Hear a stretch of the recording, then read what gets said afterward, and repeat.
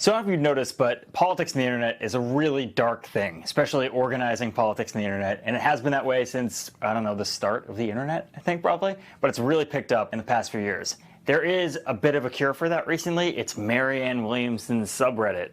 It's a Reddit community where people kind of organize and put things together. Now, here's the thing. So since the very first, the initial debate that was on NBC. I'm going to harness love for political purposes. Marianne Williamson has taken off in this space, and it's not necessarily genuine support, I would say. They call her the Orb Queen, and they refer to it as the Orb Gang.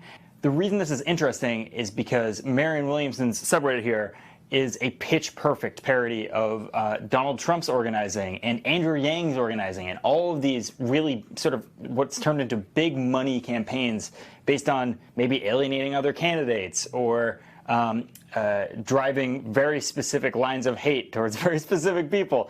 This is the opposite. This is what they call a manifestation of divine love and good vibes. Now, none of this is really genuine. It's all pretty ironic, but it's a useful way for people to come together to show off how kind of ridiculous the 4chans of the world sound, these extremist groups that sort of try to back one candidate or tear down other candidates, and show them, it can be better than this. So this has sort of taken off in the past couple of weeks. This is a thing that was created in January, but since the debates has sort of turned into thousands and thousands of followers.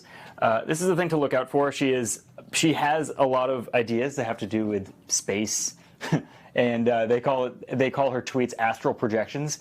So it's very funny. I recommend you check it out. So this may not seem like a big deal, but these things can provide sort of a vote of confidence to candidates where these trolls can take over polls and make it look like they have a lot more support than they actually have. So these trolls are really good at trying to inflate the value of their candidate to make it look like they have a lot more support than they actually do.